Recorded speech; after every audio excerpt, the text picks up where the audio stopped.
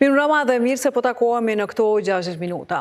Menaxhimi i situatës me vërshimet dhe mënyra se si janë menaxhuar posetat e kanalizimet sot në kryeqytet pas vërshimeve që kemi parë në disa zona, pas pak i diskutojmë në një lidhje direkte me zëdhënësen e KRU Prishtinës Arieta Mjekun.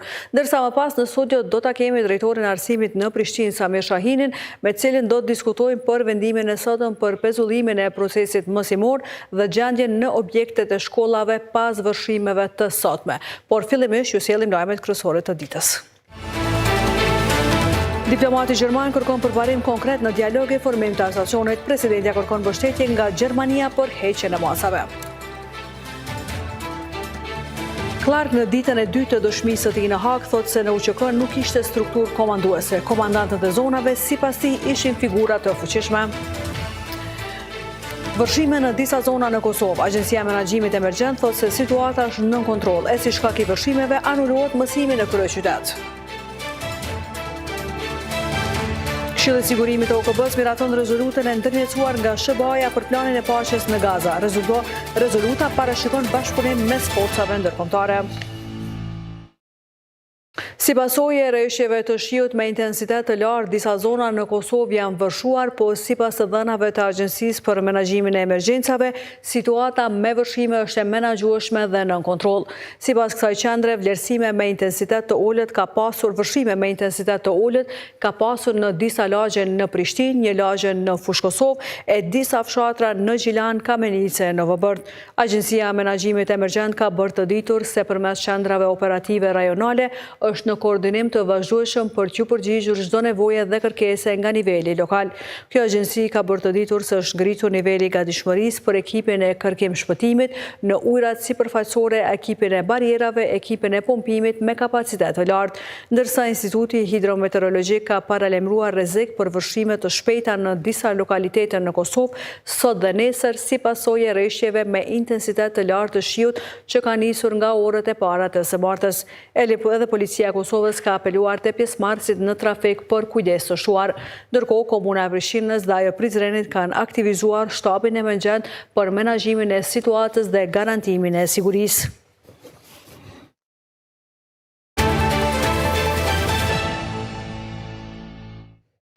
E për të kuptuar se cila është situata aktuale në kryeqytet, tani në një lidhje direkte e kemi zëdhënësen e KRU Prishtinës Arieta Mjekun, me cilën do diskutojmë lidhur me ndërhyrjet e ekipeve të kësaj kompanie gjatë ditës së sotme dhe kërkesën që kjo kompani ka pasur sa i përket qytetarëve për moshapjen e pusetave. Atëherë Arieta, përshëndetje nëse na dëgjon. Përshëndetje për ju, stafin tuaj dhe gjithë shikuesit e Koha Vizionit. Faleminderit shumë. Arieta, cila është aktualisht situata në kryeqytet për shkak se gjatë ditës edhe KRU Prishtina ka pasur një kërkesë për shqiptarët sa i përket pusetave. Cila është gjendja aktuale? Po, gjendja aktuale e furnizimit me ujë të pijshëm vazhdon të jetë stabile, edhe pse në bazë të statistikave që i kemi në impiantin e trajtimit të ujit në Shkabaj, ujë që ne e marrim nga kanali i Bërlepensit, pritet që të ketë shumë shpejt edhe turbullirat të ujit, por njerë për njerë situata është e qetë, ndërsa sa i përket shtabit të emergjencave, edhe ne kemi shtabin tonë i cili është në teren, aty ku ka nevojë të ketë zhbllokime të ujrave fekale, edhe pse në shumë vende ujrat apo pusetat e ujrave të kanalizimit dhe ato atmosferike janë në të njëjtin vend që janë jashtë standardeve, duhet të jenë shumë larg njëra tjetrës, por kemi bërë edhe një apel që gjithë ata që jetojnë në shtëpi private, në rastet të vërshimeve nuk duhet hapur pusetat e kanalizimit dhe të shkarkojnë ujin e ujrave atmosferike brenda pusetave të kanalizimit, sepse kjo mund të shkaktoj dëme në banimet e tyre. Furnizimit me ujë përmendë që mund të ketë turbullira, mund përballen qytetarët e Prishtinës gjatë orëve në vazhdim me reduktime për shkak të rreshjeve të shtuara, apo kjo varet edhe nga intensiteti i shiut që bie? Kjo mbaret edhe nga intensiteti i shiut që bie, pasi që impiantin e trajtimit të ujit në Albanik apo Batllav dhe Badoc e kemi mjaft mirë, po në Shkabaj mund të priten turbullirat gjatë natës së sotme, dhe ne do i njoftojmë qytetarët me kohë dhe këtu mund të pësojnë konsumatorët e Fushë Kosovës, një pjesë e Obiliqit, një pjesë e Drenasit dhe një pjesë e kryeqytetit. Njerë për njerë e kemi mirë, nuk kemi ndonjë shqetësim, por në bazë të intensitetit të reshjeve, pritet që të ketë turbullira në orët e vona të mbrëmjes. Po, dhe përmendu që ekipet tuaja janë në terren dhe keni formuar gjithashtu një shtab emergjent. A keni pranuar deri më tani ankesa për shkak se sipas Agjencisë të Menaxhimit të Emergjencave ka disa lagje në kryeqytet të cilat janë vërshuar, cilat janë informatat e ekipeve tuaja dhe cilat janë ndërhyrje që i keni bërë në terren? Realisht ne edhe njoftime që i kemi bërë ka qenë një lloj solidarizimi edhe me institucione tjera që kanë bërë thirrje për qytetarët e Prishtinës me rrethin, që të kenë kujdes për gjatë vërshimeve, të shmangin vendet që janë afër lumenjve, afër kanaleve të ujit, të mos parkojnë automjetet në ato zona të ulta me rrezikshmëri të lartë, por në të njëjtën kohë ekipet e mirëmbajtjes së rrjetit të ujit dhe kanalizimit edhe në këto orë janë në terren, pa kërkesa që t'u dalin në ndihmë qytetarëve, edhe pse nuk është përgjegjësia jona, por në këto raste duhet të bashkëveprojmë me të gjitha institucionet relevante përkatëse pra që të tejkalojmë edhe këtë situatë, pasi që edhe mësimi në shkolla sot nuk është mbajt dhe ta menaxhojmë shumë më mirë se herave tjera.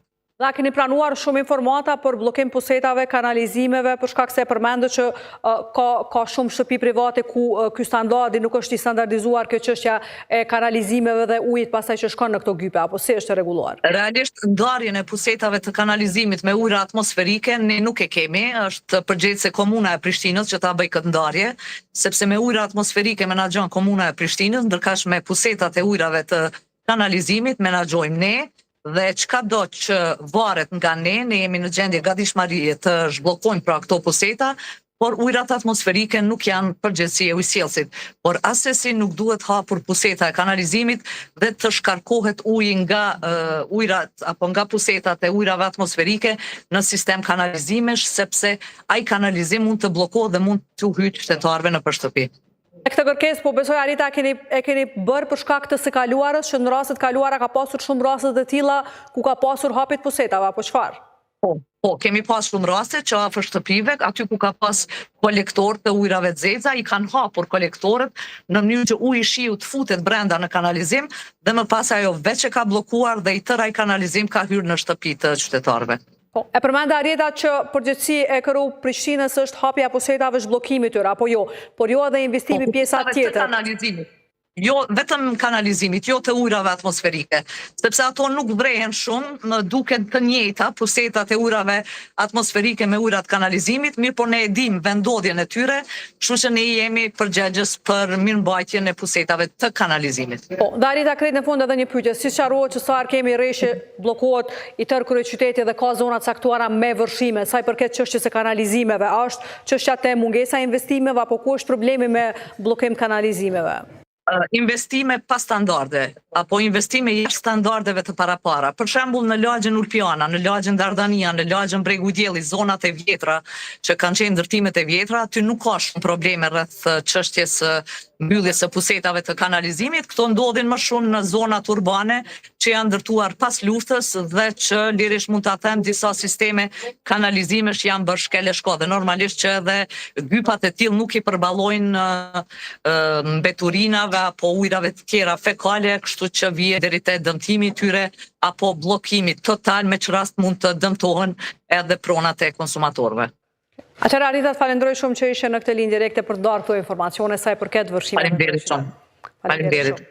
Dërsa ne edicionin do ta vazhdojmë përsëri me vërshimet, pasi që Drejtoria e Arsimit në Prishtinë ka marrë vendim që ta anulojë procesin mërsimor për ditën e martë për shkak të rreshjeve të shiut dhe paralajmërimeve për vërshime. Ky vendim është marrë edhe në koordinim me kryetarin e kryeqytetit dhe është masë preventive sigurisë për fëmijët tanë, thuhet në njoftimin e kësaj drejtorie të martën. Ndërsa të mërkurën, sipas Komunës së Prishtinës, procesi mësimor do të rifillojë normalisht në të gjitha institucionet edukative arsimore në kryeqytet, pasi konstatimet se situata me rreshje është e qëndrueshme.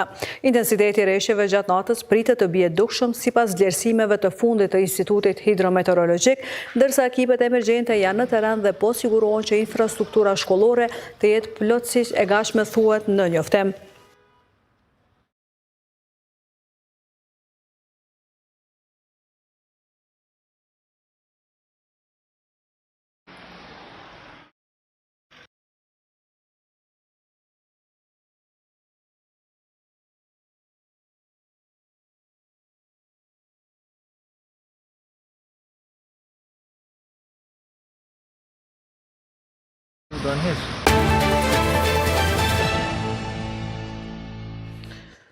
Ministri i Jashtëm i Gjermanisë Johan Waldbus, pas një takimi që ka pasur me presidenten Vjosa Osmani, ka thënë se për Kosovën është e rëndësishme që të vazhdojë procesi i dialogut dhe normalizimit, derisa ka theksuar se nga të dyja palët pritet zbatimi i shpejtë i marrëveshjes së Ohrit. Waldefuf ka përmendur këtu kryetarët e komunave veriore dhe formimin e qeverisë. Është me rëndësi që të ketë një marrëveshje të përgjithshme nga ana e kryetarëve të zgjedhur të komunave në veri dhe çështja e themelimit të asociacionit të zbasohet. Shpresoj që kjo të përfundohet me sukses. Mendoj që krijimi një qeverie është vendimtar. Evropa i ka sytë e kthyer nga ju, ka thënë ai, ndërsa presidenti Osmani ka thënë se Kosova është në rrugtimin e saj në BE dhe ka nevojë për mbështetjen e Gjermanisë. Heqja sa më parë masave ndaj Kosovës është një urgjencë e domosdoshme, gjë që shpresojmë në përkrahjen e Gjermanisë. Besojmë se roli i Gjermanisë është vendimtar. Ne jemi 100% të harmonizuar në politikën e jashtme të Bashkimit Evropian. Ne pajtohemi plotësisht me qasjen e qeverisë së re gjermane që rruga drejt BE-s duhet të zbatohet në merita, është shprehur Osmani.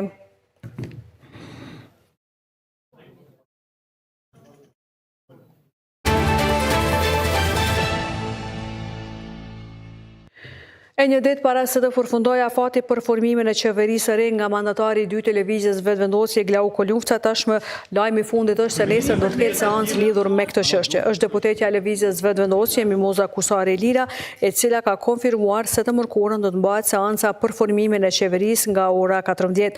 Ndërkohë nga ora 11 do të mbahet një seancë për buxhetin, marrëveshjet ndërkombëtare e për buxhetin e RTK-s thuhet tutje.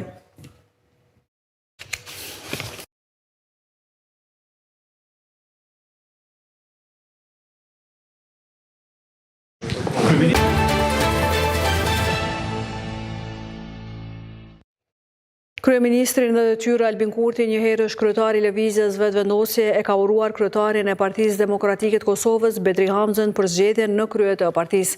Në urimin e tij, Kurti theksoi rëndësinë e bashkëpunimit politik dhe deklaroi se do të vazhdojë angazhimin për një raport korrekt institucional në shërbim të interesit publik. Procesi zgjedhore brenda partisë, por edhe bashkëpunimi ndërsjellë i spektrit të gjerë politik, çdo herë në të interesit publik janë parime themelore për funksionimin dhe avancimin e shtetit tonë, ka shkruar Kurti. Nga ana tjetër, në një adresim për media pas zgjedhjes në krye të PDK-s, Bedri Hamza ka thënë se nuk ka vija të kuqe për asnjë subjekt politik.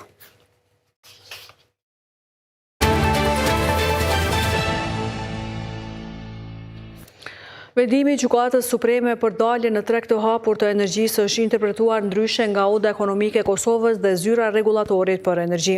Kryetari i Odës Ekonomike, Lulzem Rafuna, në një konferencë për media ka kërkuar që ZRE-ja të respektojë vendimin e Supremës, duke thënë se ai është i formës së prerë dhe se e kthen në pikën 0 daljen në treg të hapur të energjisë. Por ZRE-ja në anën tjetër ka thënë se Supremja ka hedhur poshtë kërkesën për shfuqizim të njoftimit të saj për daljen në treg të hapur të energjisë. Rafuna në konferencën e së martës ka thënë se vendimi i zyrës së rregullatorit lidhur me çështjen e daljes në treg të lirë të energjisë elektrike ka dëmtuar rënd ekonominë dhe bizneset e qytetarët e Kosovës. Ai ka theksuar se nuk është kundër daljes në treg të hapur, por duhet të bëhet një diskutim. Ndërkohë, në një komunikat për media, ZRE ka theksuar se e mirëpret aktgjykimin e Supremës. Bazuar në pikën 4 të aktgjykimit është hedhur poshtë kërkesëpadia e paditësit, përmes së cilës është kërkuar shfuqizimi dhe shpallja e paligjshme e njoftimit publik për liberalizim të tregut të energjisë, po ashtu është hedhur poshtë edhe kërkesëpadia për korrigjimin e faturave si dhe shfuqizimin e të gjitha kontratave individuale për konsumatorët jo familjar si dhe paligjshme, thuhet në njoftimin e ZRE-s. Gjykata Supreme ka shfuqizuar të hënën dynejen e të udhëzuesit për liberalizimin e tregut të energjisë elektrike, duke konstatuar se ato kanë krijuar pasiguri juridike dhe ekonomike për konsumatorët.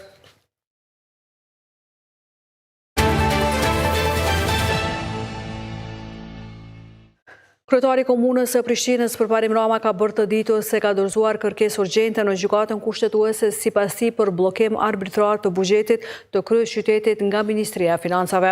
Rama, përmes një statusi në rrjetet sociale, ka thënë se ky veprim i paprecedent ka vënë në rrezik funksionimin e shërbimeve bazë për qytetarët e Prishtinës, nga pasërtia, siguria sociale, mirëmbajtja e infrastrukturës e deri te pagesat për punëtorët dhe kontraktuesit. Kjo është goditje politike ndaj kryeqytetit dhe ndaj vetë qytetarëve qytetarëve të cilën nuk mund ta tolerojmë. Prandaj jemi drejtuar gjykatës kushtetuese për të mbrojtur ligjin, pavarësinë institucionale të komunave, të drejtat e qytetarëve tanë dhe vetë funksionimin e kryeqytetit, ka shkruar Rama.